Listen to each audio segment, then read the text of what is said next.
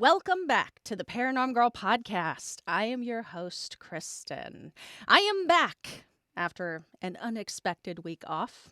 Life went off the rails a little bit, as it can do at times. You wouldn't believe me if I told you. But I think the dust has settled for now, and I am so happy to be recording once again and bringing you guys even more entertaining education. I have a great guest conversation prepared for you today. Really enjoyed getting to speak with this fellow skeptical believer and fellow member of the Society for Arcane Studies. This will be part 1 of 2, because, when the conversation's fun and entertaining, you keep going. I don't know what to say about that. Speaking of fun and entertaining, mark your calendars, set your clocks. The second episode of the brand new call-in talk podcast program, Beer, Booze, and Boogeymen, goes live once again Saturday, March 2nd, 4:30 p.m. Pacific. We are going a little bit earlier this time. Our topic is strange lights.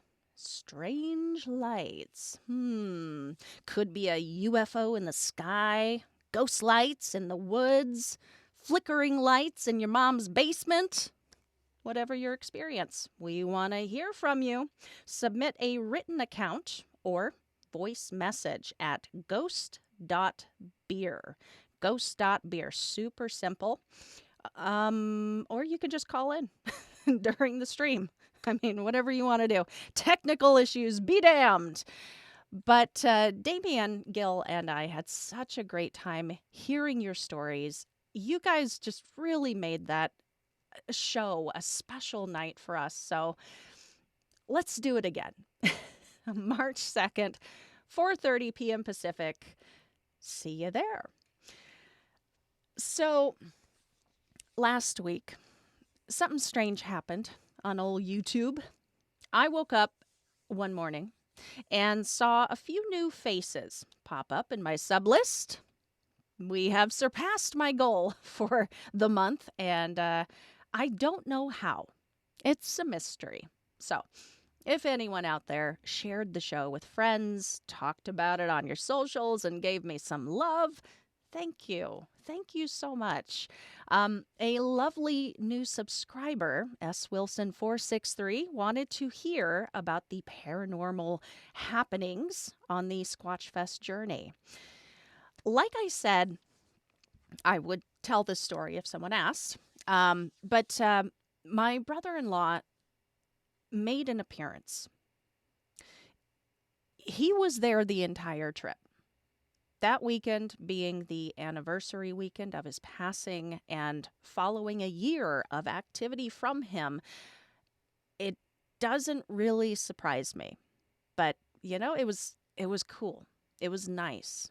Now, for anyone who does not want to hear about afterlife communications and my experiences at Squatch Fest and just wants to get to the Bigfoot stuff, I totally understand. Skip ahead about 6 or 7 minutes. That should put you right at the intro. For everyone else, I get how some of you might think these are nothing more than coincidence. But like I said, this family has heard from him more than enough over the past year. We kind of know what to keep an eye out for now. So here we go. So we left town very early in the morning. I plugged in my Waze. I love Waze. I always depend on it whenever I'm going anywhere new. And I had looked at the trip the night before, and I knew which road we were going to be taking south.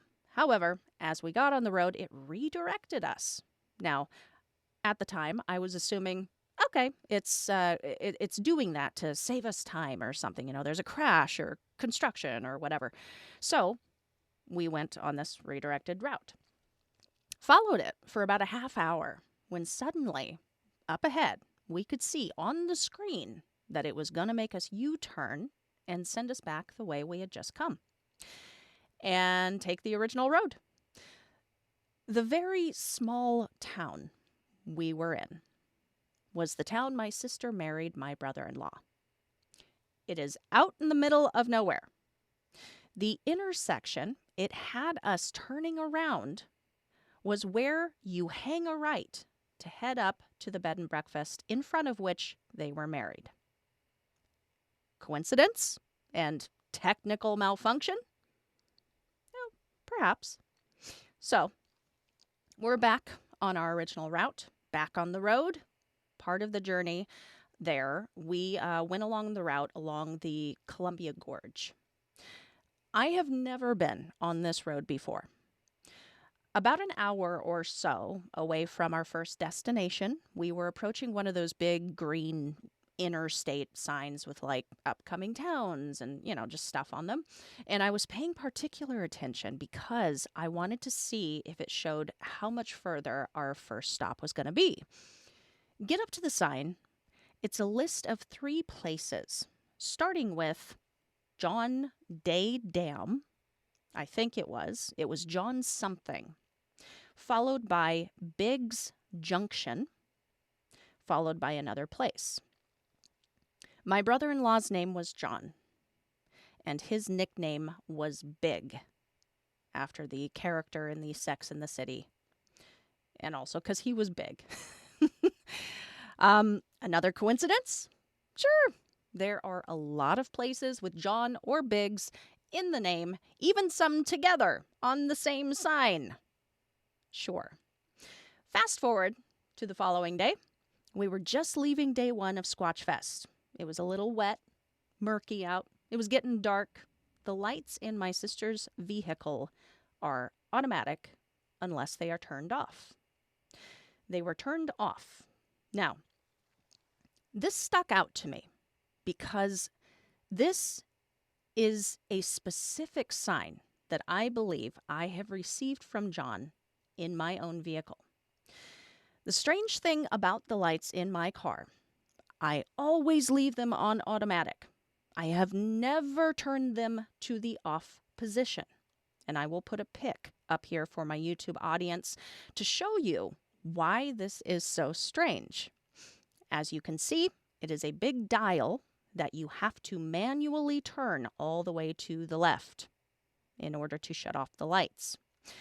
Again, I have never, since the day of owning my car, turned the damn lights off. They automatically sense dark versus light. Why would I bother? Well, since John's passing, starting the very evening that he passed, I have gotten into my personal car 3 times to find the lights turned off, turned all the way to the left.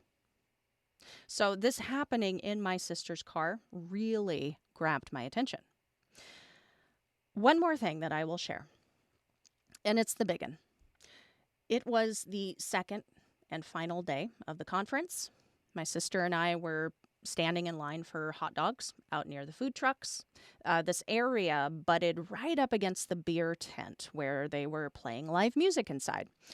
Suddenly, they start playing Sweet Caroline by Neil Diamond. The energy shifted. My sister and I were both just smiling after the previous signs. People were singing, doing the bump, bump, bump, good times never look so good.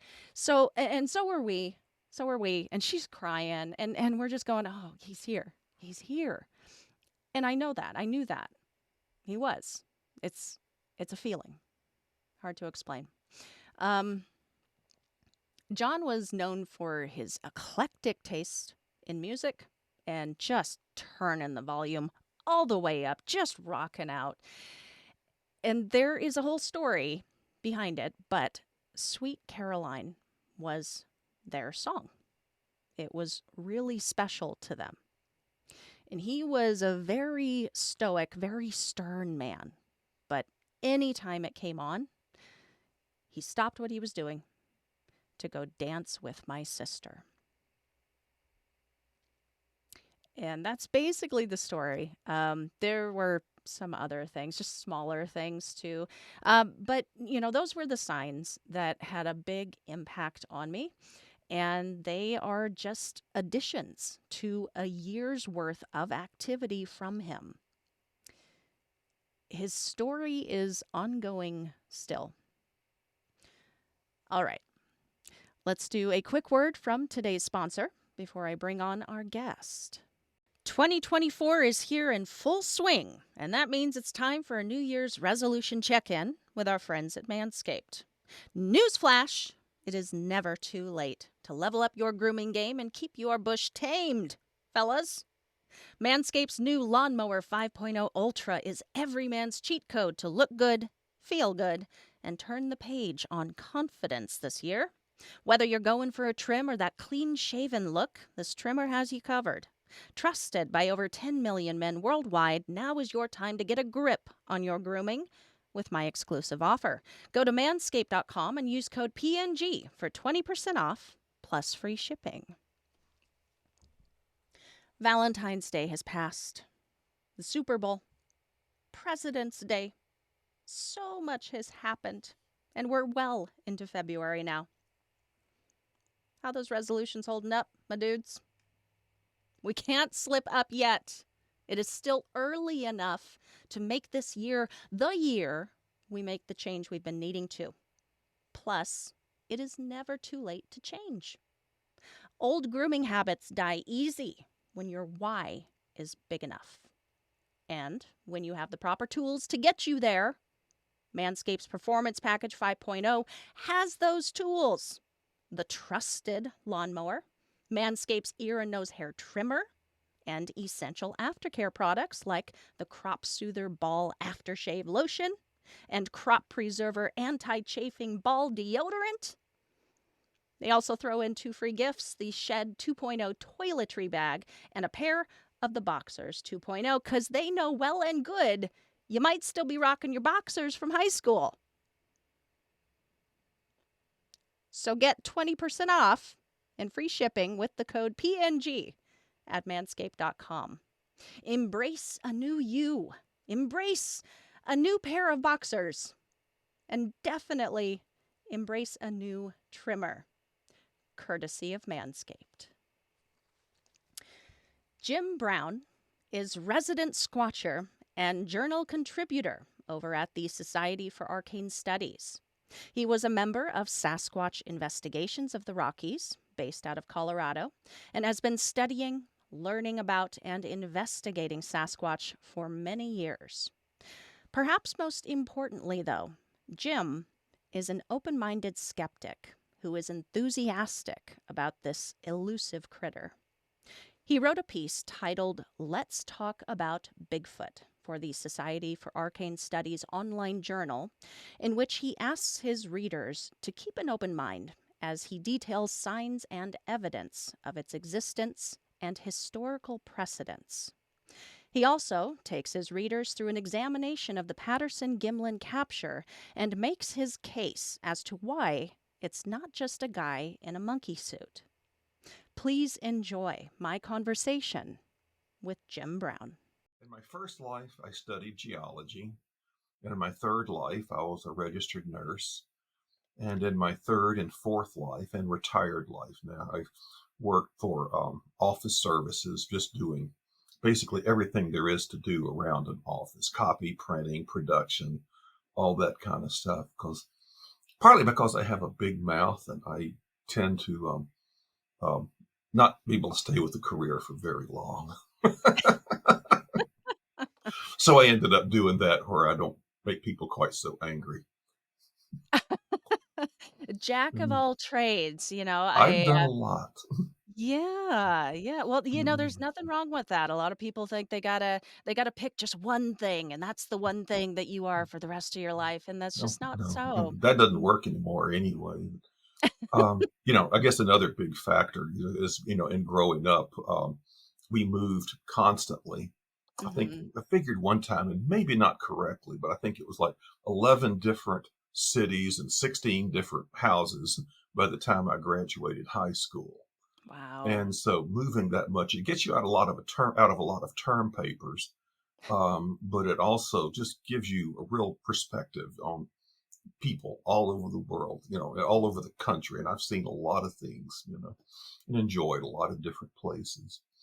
And so I can Yeah. relate. When somebody talks about North Carolina or South Carolina, I've been there and lived there. I can relate. So Yeah. that Wow. does give me that does give me a Well, little extra perspective.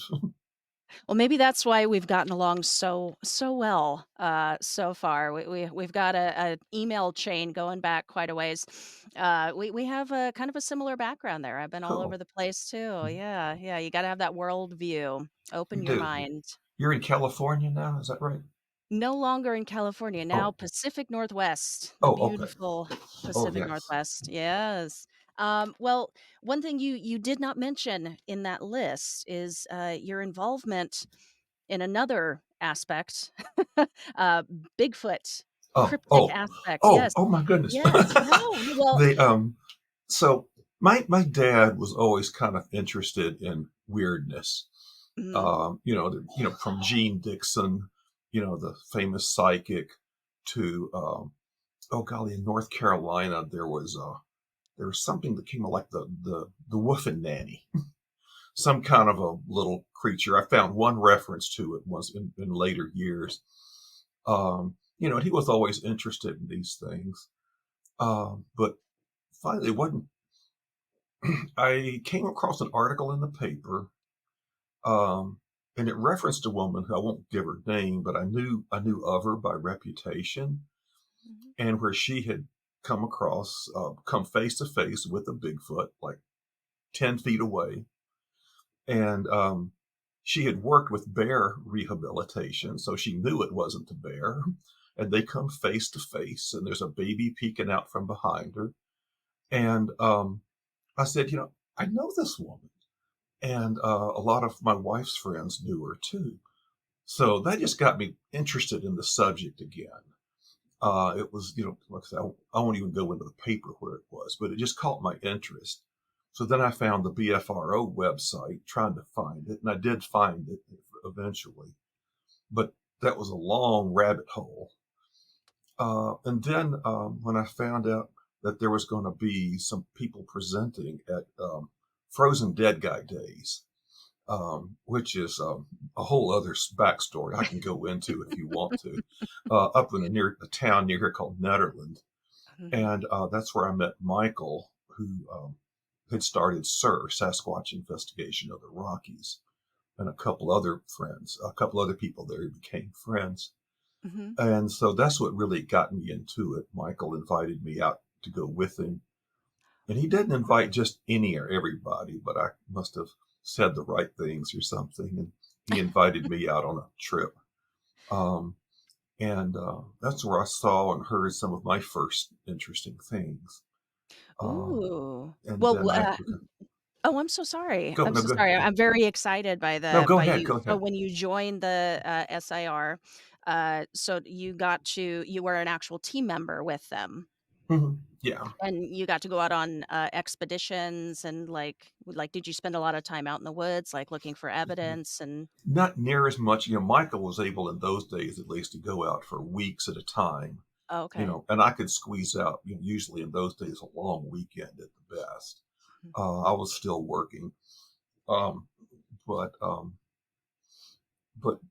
so I would go out with him, whenever he had a trip going out. We went on quite a few, um, and there was always something interesting happening. And then on the other hand, I seemed to miss a lot of them. Like one of the we'd gone out and about. And you're just kind of in the car looking around, and I got back to camp, and I was car sick as all hell. So I stayed in camp while everybody went out to like the feeding feeding post, which is a common thing. And they Mhm. saw, I think, a group of five. And of course, I missed it because I was car sick back at camp. Oh no. And that sort of seems to be a kind of thing that's happened a lot. So yeah, I've regretted that one quite a bit. Oh my gosh. Yeah, what an experience that would be. Well, what kinds of evidence did you get to see while you were with them? Well, probably the most um, interesting one was it was in November. up in the mountains. It was getting pretty cold, and waking up in probably in 3, 4 in the morning, something like that, hearing wood knocks coming from deep in the woods, and it just sounded almost like a pistol shot. But it couldn't have been. There was no place back there, and it was the middle of the night.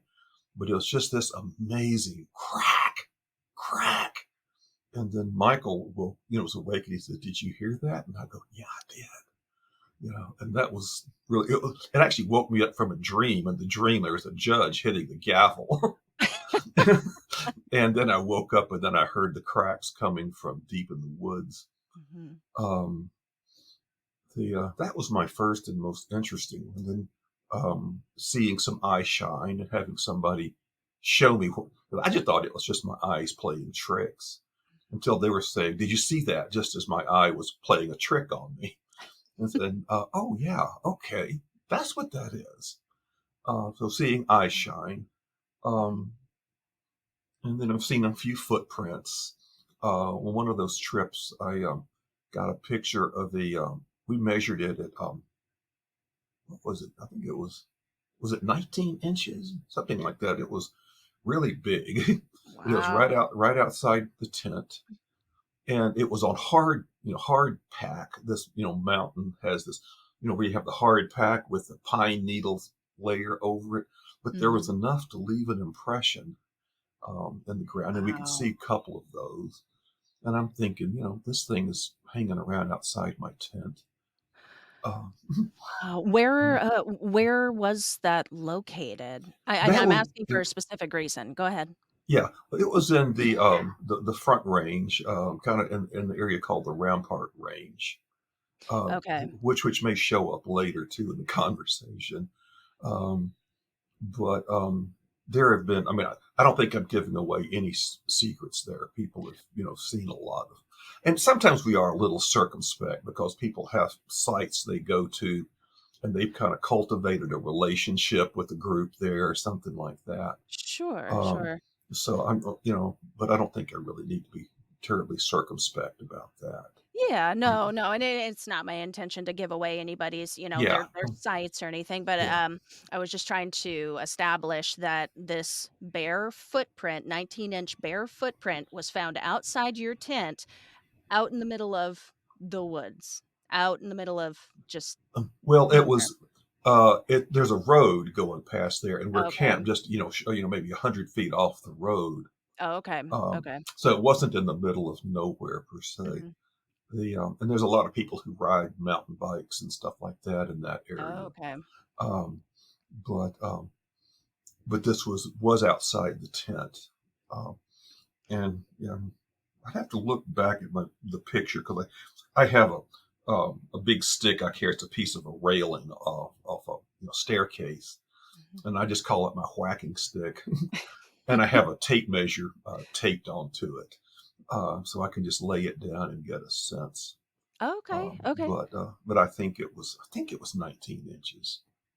Well, you call yourself an open-minded skeptic about Sasquatch. Like, did Mhm. you consider at the time, like, did you guys talk about, well, what are the chances of somebody, a mountain biker that was up here, like, taking the time to come and plant this footprint right outside our tent?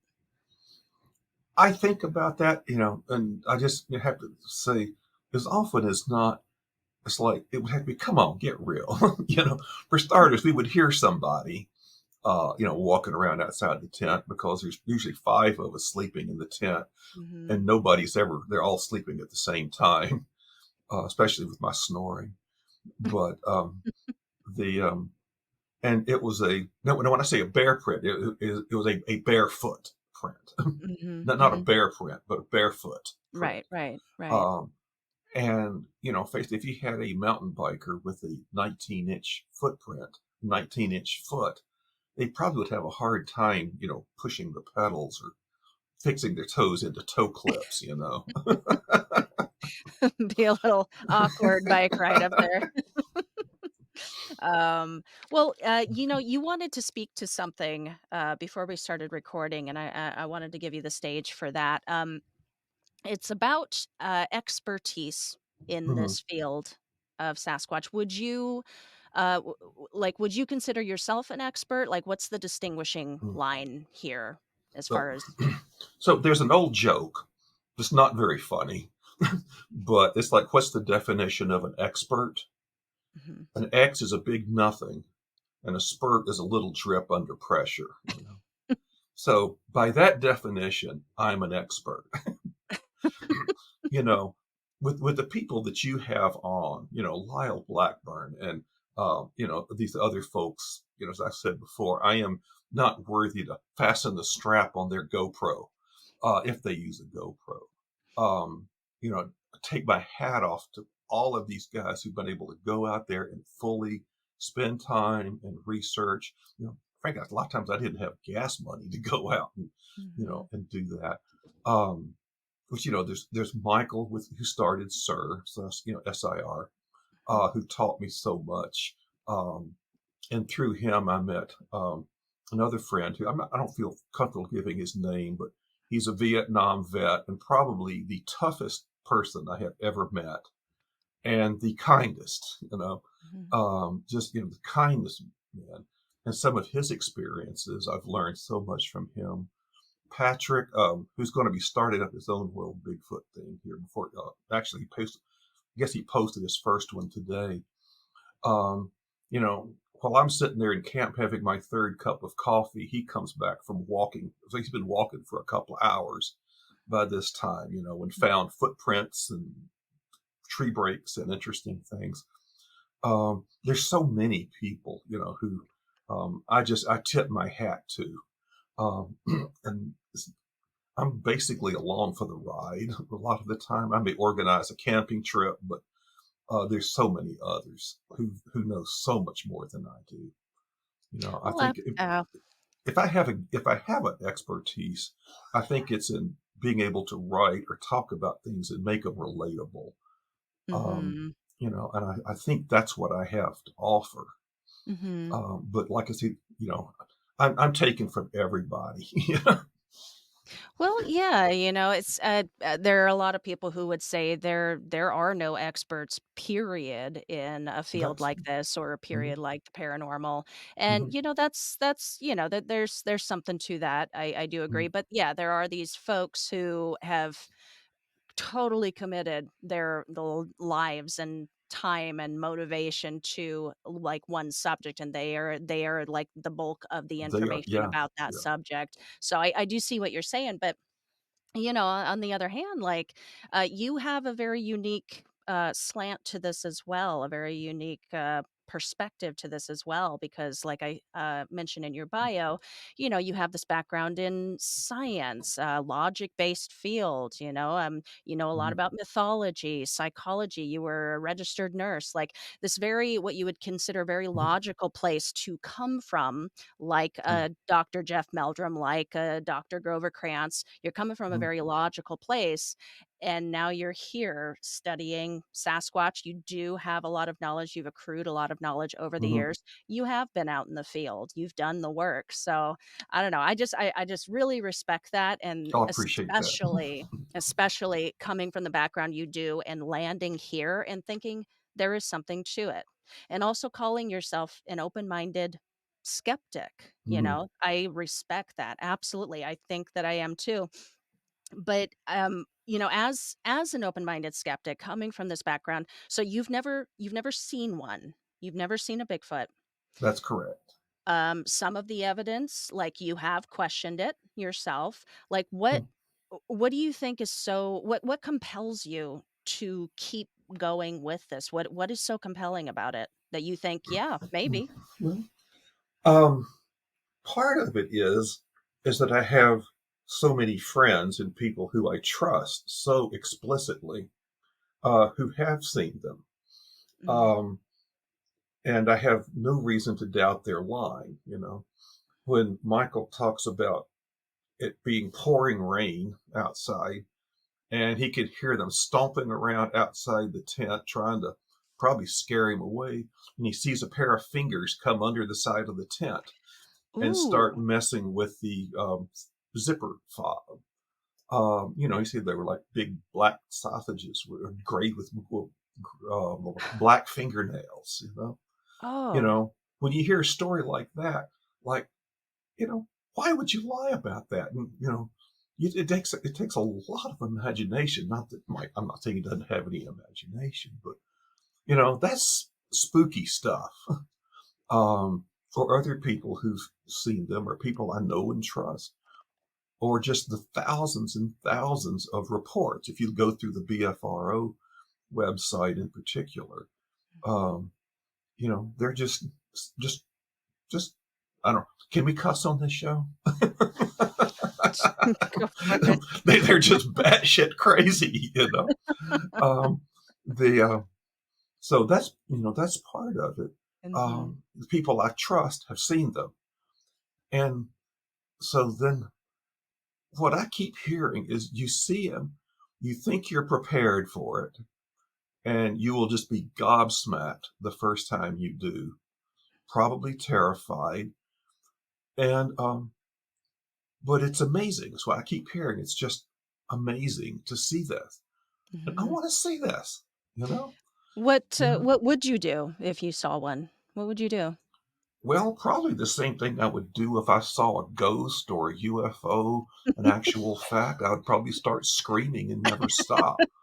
Um, but I have tried to, go over this in my mind, the same way as a nurse when you would rehearse, you rehearse what you do in an emergency situation. Mhm. I've tried to picture myself there, and I would hope I would just be able to stand calm or even just sit down and be Mhm. not threatening and say, "Hey, um, let's talk."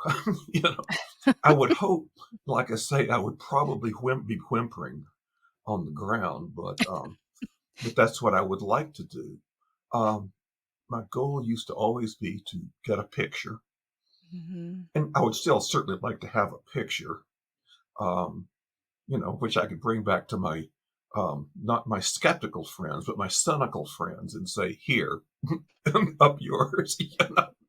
Um, but I think I just want to experience it, Yeah. experience being in the presence of something so other and so powerful. Mhm. I guess that makes sense. I hope it does. It does to me. Yeah. Yeah, well, you mentioned something in there, something about speaking to it. What after a lifetime, like, you were curious as a child up until the point you Mhm, made the jump into actually pursuing the information. You've been doing it basically for a lifetime. What do you after all that, what do you think Bigfoot is? Like, what are its mhm, features? What are the features about it? What camp do you fall in? mhm.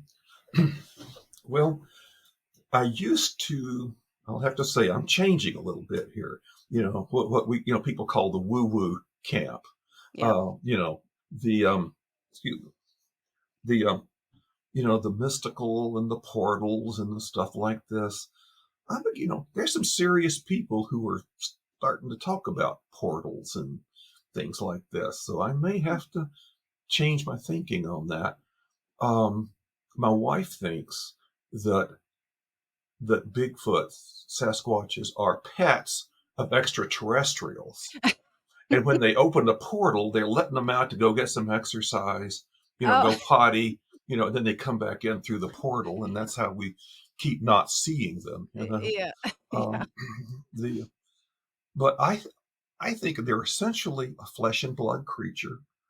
I Mhm. think they are completely sentient, Mhm. um, self-aware. Excuse me, they're not animals. Um, they're not like gorilla or chimpanzees who are, of course, sentient. Um, but I think they are a hominid, some variation on the humans. I read years ago where somebody using um, one of these forensic anthropologists, I think it was, took pictures from the Patterson Gimlin film Mhm. and removed the facial hair, and said that the face looked very, very Native American. Hmm. um, so I'm not saying anything about who or what, but the who knows where these lineages, may have branched, may have split off. I really, that's out of my realm, but that's just something I heard that I thought was interesting. But Yeah. they obviously they seem to have a sense of tactical thinking. Oftentimes, I think when they appear, it's like I'm going to show myself, or but you can't get to me from here. Um, or sometimes I think they have made a mistake and been caught out. Um, because I'll say they're only human, right? Um, but I hear stories of like finding a kill, that has been torn to shreds. I mean, like ripped apart, Mhm. but finding a little feather stuck in there, um, or or what appears to be a nest. I can't say yes, it is a nest, but it appears to be some sort of a bed or a nest that might have Mhm. feathers or something stuck around it. Something that to me says they have a sense of the numinous, Mhm. as Jung would call it, the mystical, Yeah. the holy dread, if you or something like that. Um, the so that's when I begin to think these are sentient creatures. Yeah. Yeah. Um, and the fact that sometimes the like tree breaks seem to have sometimes have seem to have a meaning, like go this way, and you go and you find another one, and then you find another one, as if it's creating a path. Um, so I think there's some kind of sentient creature. Mhm. Um, Now, like I say, when you have people like who are doing the Skinwalker Ranch investigations, and serious scientists, and people like Jacques Vallée, who's known for his UFO stuff, but Right. when people like him start talking about portals and dimensions, well, I can't rule it out. You know? So it's a big pill to swallow, but I'm slowly choking it down. Well, yeah, and you brought in a couple of things I'm going to ask you about because I want to get into like signs and evidence of Mhm, Bigfoot. But mhm, you make a good point in saying that, like as we are going through our thoughts and theories and opinions on, oh, what is Bigfoot? Is it like this more paranormal kind of mystical creature? Is it like flesh and blood? Like I feel like we can kind of obviously say that it is a physical creature mhm, at its core. It is physical because it leaves behind evidence. It mhm, leaves it's one of the only, like, supernatural, quote, unquote, things that I can think of that consistently leaves behind physical mhm. evidence that Good it point. was there. And you talk, quite a bit about a lot of this evidence in the piece that you wrote for I have to assume I didn't ask before we started recording, but this was for on behalf of, Society for Arcane Studies, is that Yeah, correct? yeah, Okay, okay. yeah. Yes, Good. my fellow member. Yeah, Jason. Yes, Yeah. very, very nice man. Yes, he Uh, is. He's lovely. he's so smart.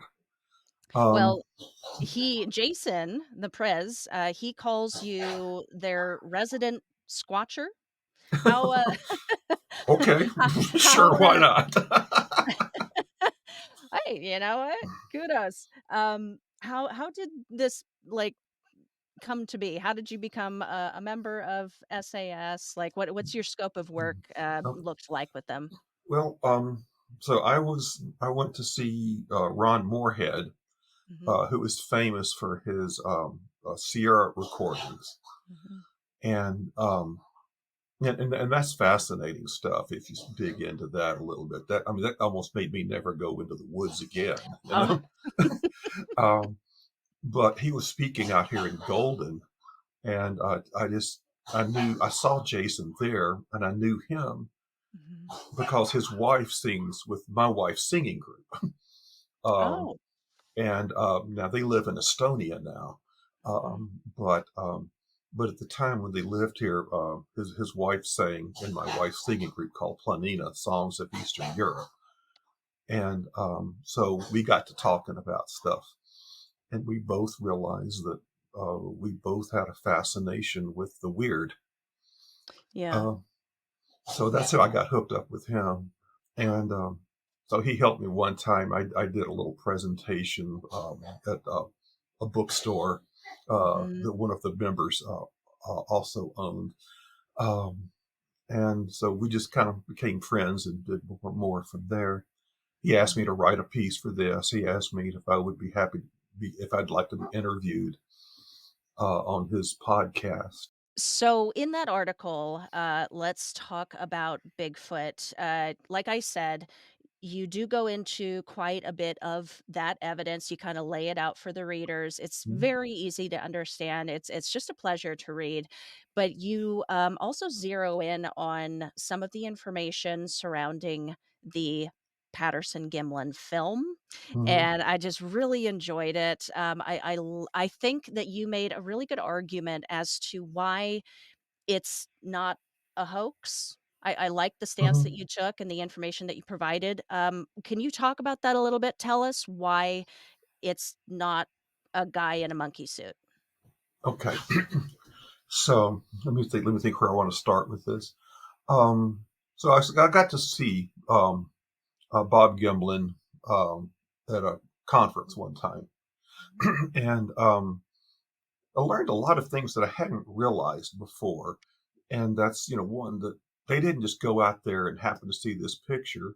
They had been out for a month at that point, covering about 30 miles a day on horseback.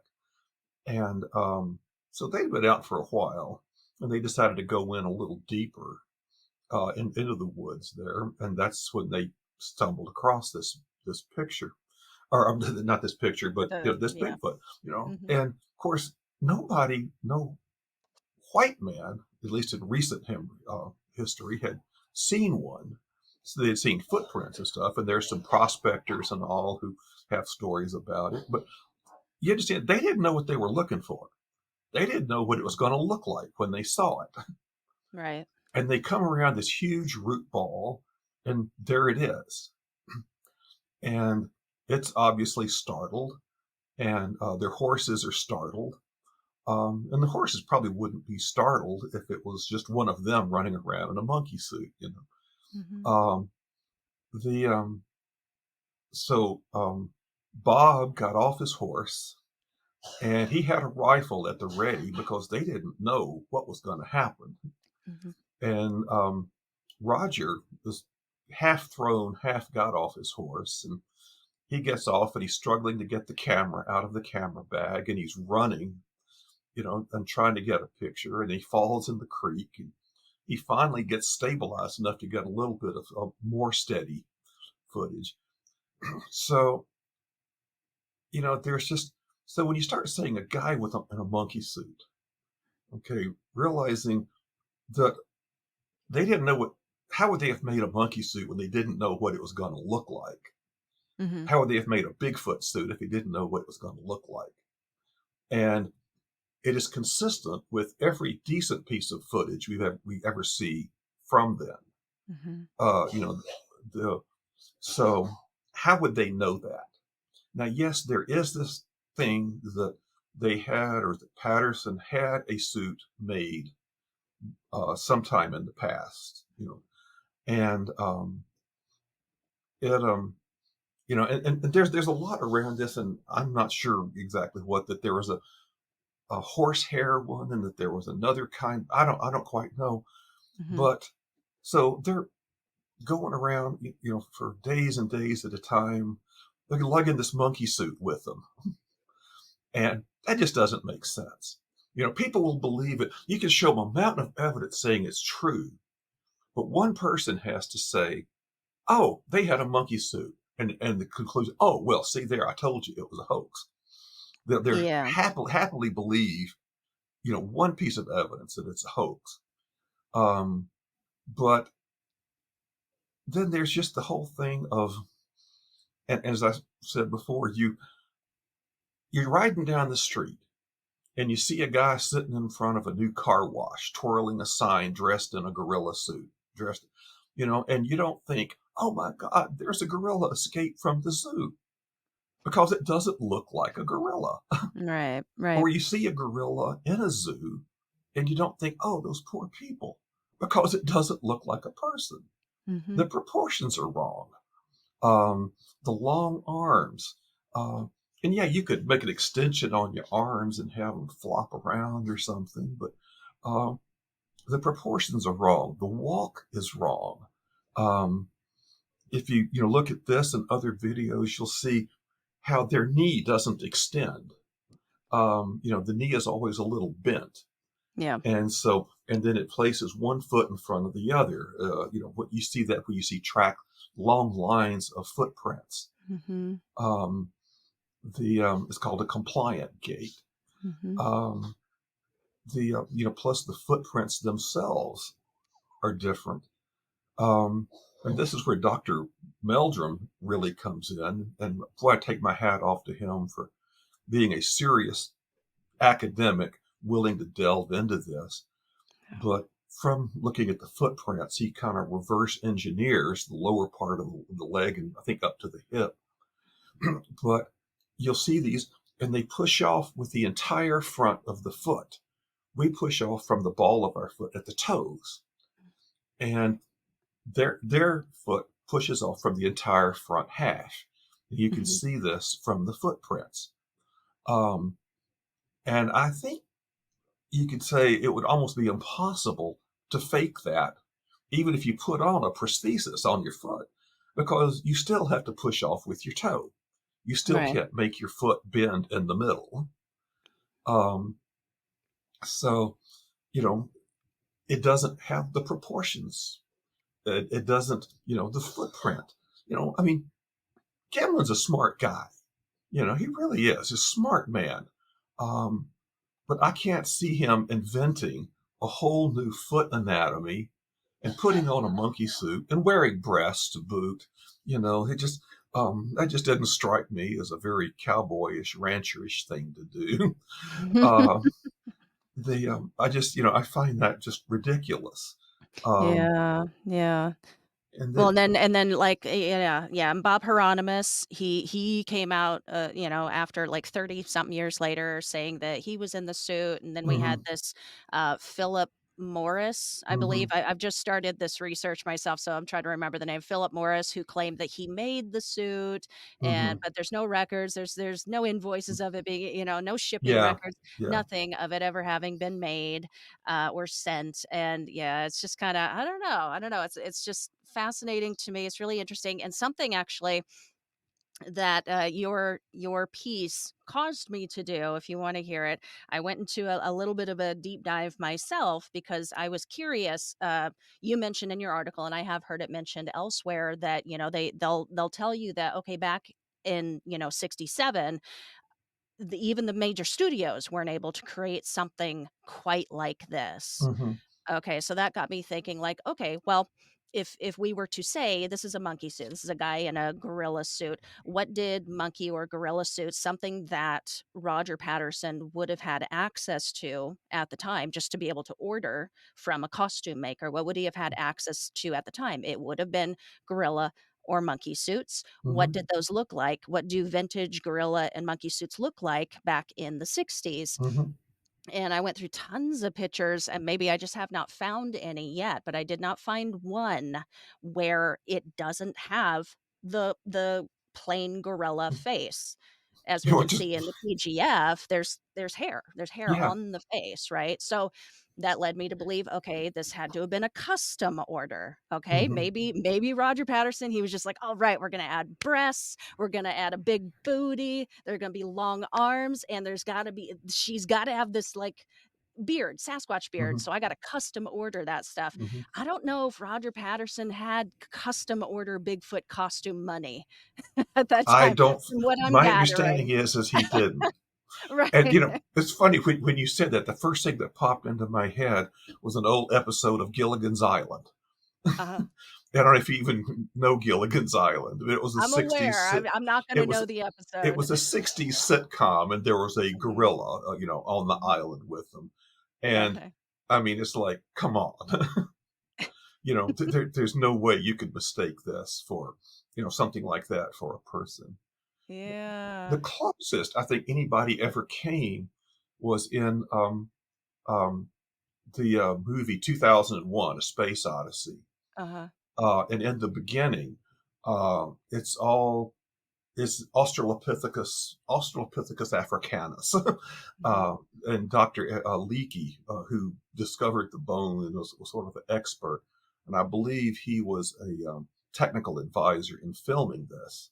Mhm. But the first, half hour or so of the film is all about these ape um, men, small, not yet evolved into people, uh, and they did a marvelous job. Now, Mhm. you still couldn't really mistake them for anything other than people, but he did a marvelous job of covering that up. And I would say that would be the epitome of what could have been done in that era. Mhm. And that would have been in the early 70s, if I recall. I think I was just getting out of high school around that time, Okay. the time that movie came out.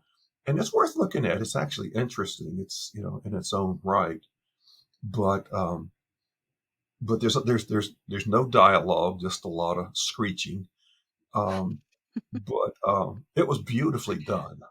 But Okay. that was with the technical advice of one of the leading anthropologists of the day, who found these bones at the Olduvai Gorge and just sort of turned the anthropology world on its ear. That was What a what good approximation. what was that movie? I would like to take a look 2000, at it. 2001: A Space Odyssey. Okay. Okay. And if you're Yeah. going to go there, also then go to the end and watch the famous psychedelic sequence too. It still Okay. stands the test of time after all these, Right on. All right.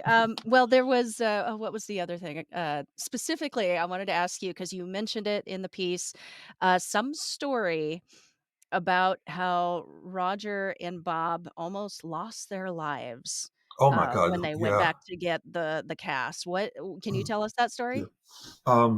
Yes, not near as well as they did. So at this conference, they had a film that they were sort of beta testing, and it was an animated film, but it was about how this all happened, how this all came about, from the time they first left.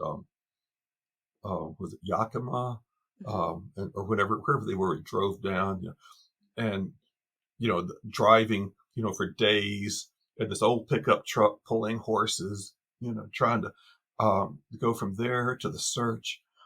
And then, so the night after they, let's see, they had seen it, and they had, I think, cast a few of the footprints. And I may have this little out of sequence, so forgive, but it starts to rain, and oh no, it's not going to last long. Bob thought, I'm going to go cover those up. They were close enough that he was able to walk back from where they had their truck camp into the woods and cover them up, at least some of them, the footprints. Mhm. Uh, and then it starts to rain, and it rains, and it rains. So in the end, they have to get them and the horses across the river onto the road. The river's starting to flood. Uh, you're driving up the road. They can't see through the rain. The whole road is starting to slide off into the river because it's Uh, a dirt road. It's mud. mhm. And they finally, they're getting to the crest of the hill, and it was downhill from there. They couldn't make it. So Bob runs out and grabs a front end loader that was there from the construction that was going on. Mhm. And I guess, they left the keys in it or something. He was able to drive it and use that to pull the truck to the top of the hill. Oh. And they had pretty much burned out their clutch by that point. But they managed to get into town and mail off the film, that night. Um, but yeah, I mean, it was an absolute. I'm sitting on the edge of my seat, as they're, even as they're going through all of this. It was a great story, and I've never seen any sign of that film after that. I have no idea whatever happened to that, but it was real good. Mhm. Um, Oh, wow. I've not heard that part of the yeah, story yet. yeah, yeah. It's that was the only place I've ever heard this, but it was good. He's a good Oh, storyteller. yeah. Oh, gosh, I'd love to meet him. Um, so kind of in the vein of PGF, I'm sure you've seen tons and tons of video captures Hmm. purportedly of this Sasquatch. Have you, do you know of any that you would say are at least approaching as compelling Mm. as the PGF? Anything even close to it? Catch the second half of my conversation with Jim next week. We pick up with another well known Bigfoot capture that the field gets a little divided on before we explore some signs and evidence of the creature. For the time being, if you would like to read Jim's online piece, Let's Talk About Bigfoot, I have it linked below. Follow the show on the socials at Paranorm Girl Pod. If you enjoyed this one, take a second to rate 5 stars and leave a nice review. If you didn't enjoy it, you don't have to do a single thing. Don't have to lift a finger. If you are over on YouTube, hit like, subscribe, and share. Remember, I am trying to get the channel to 500. We'll do a big listener giveaway once we hit our goal. One last thing before we go. I got some merch, baby. The merch is coming in. I am stoked. I am still waiting on a few more items, though. But once they are in, I will have an online store where you can visit and pick up some PGP accessories. And then you will be super fashionable and supporting the show all at the same time. That is a wrap for today. See you guys back here next week. Until then, stay safe, keep the nightlight on, and sleep with one eye open.